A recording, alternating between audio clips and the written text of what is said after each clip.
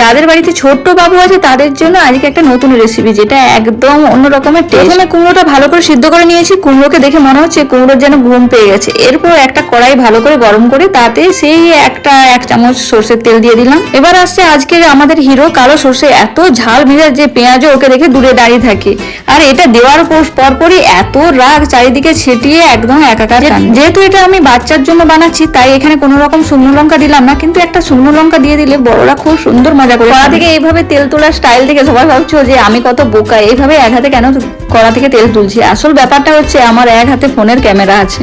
ব্যাস, এখন তেল, সর্ষে আর কুমড়ো একসাথে বন্ধু হয়ে গেছে। এর সাথে আরেকজনের আসার কথা, সেটা হচ্ছে নুন, সেও চলে এসেছে।